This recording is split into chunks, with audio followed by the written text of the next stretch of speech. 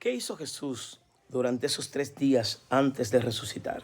Según la Biblia, la mayoría de las personas conocen dos momentos. El viernes, que falleció en la cruz del Calvario; el domingo resucitó.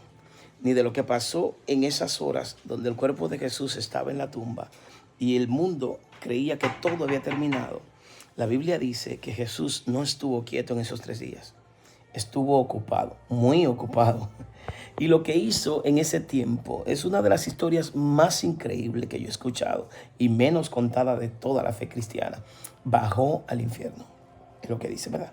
El Credo de los Apóstoles es uno de los textos más antiguos del cristianismo y dice algo que mucha gente repite sin entender. Descendió a los infiernos. Primera de Pedro 3:18 lo confirma y lo dice con palabra muy específica. Dice que Cristo fue muerto en la carne, pero vivificado en el Espíritu. Y que en ese Espíritu fue y predicó a los espíritus encarcelados en un lugar de prisión. Jesús fue a ese lugar y habló con ellos. ¿Dónde era ese lugar? En hebreo se llamaba Sheol, en griego Hades. No era el infierno de fuego eterno que la mayoría se imagina. Era el lugar donde todas las almas esperaban después de la muerte, justos e injustos por igual, esperando algo sin saber exactamente qué.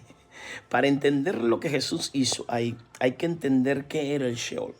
Antes de la resurrección de Cristo, ninguna alma podía entrar directamente al cielo, ni siquiera los más justos. Ni Abraham, ni Moisés, ni los profetas. Todos esperaban en el Sheol. Lucas 16 describe ese lugar escrito en dos secciones completamente separadas. El lado de consuelo y paz, donde estaban los justos. Jesús lo llama el seno de Abraham. El lugar de espera, de un lugar tranquilo, con luz, compañía, con esperanza.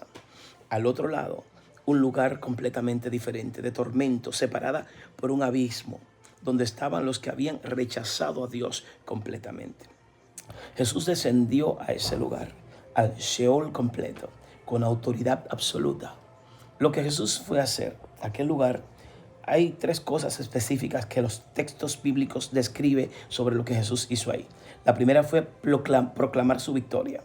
Primera de Pedro 3:19 dice que predicó a los espíritus encarcelados, no para darle una segunda oportunidad, sino para proclamar que él había vencido, que la muerte había sido derrotada, que todo lo que había sido prometido desde el principio del mundo acababa de cumplirse. Imagínate ese momento.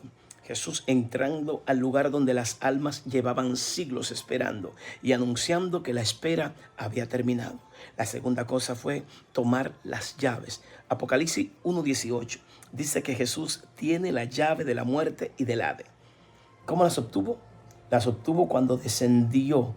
Satanás había tenido autoridad sobre la muerte desde Adán, pero cuando Jesús murió sin pecado y descendió al Sheol, tomó esa autoridad, la arrancó y no la devolvió jamás. La tercera cosa fue liberar a los cautivos.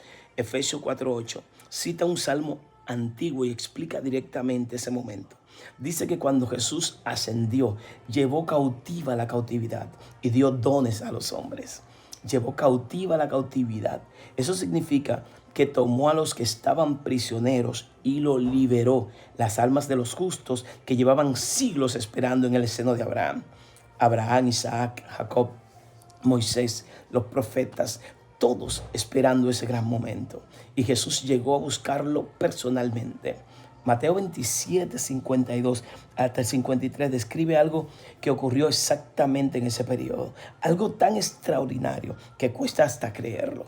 Dice que los sepulcros se abrieron y muchos cuerpos de santos que habían estado muertos se levantaron saliendo de los sepulcros después de la resurrección y entraron a la santa ciudad y se le aparecieron a muchos santos resucitados caminando en Jerusalén. Después que habían muerto hacía siglos, apareciendo ante personas vivas. Eso es extraordinario, todo como consecuencia directa de lo que Jesús estaba haciendo en el Sheol. Su victoria en ese lugar tenía efectos visibles en la tierra.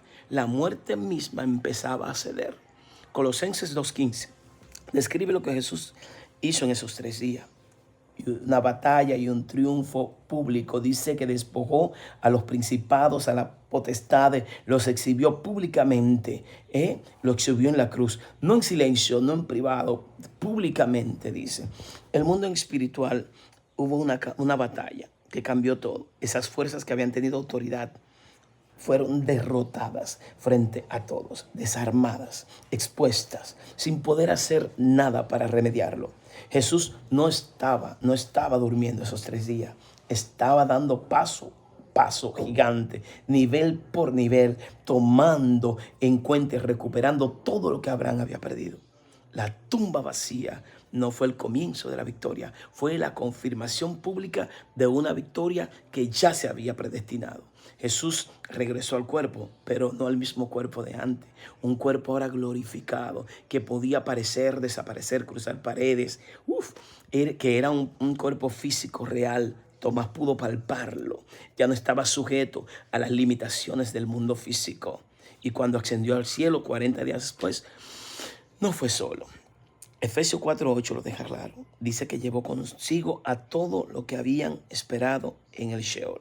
Abraham, Moisés, David, Elías, todo lo que habían vivido por fe antes de la cruz.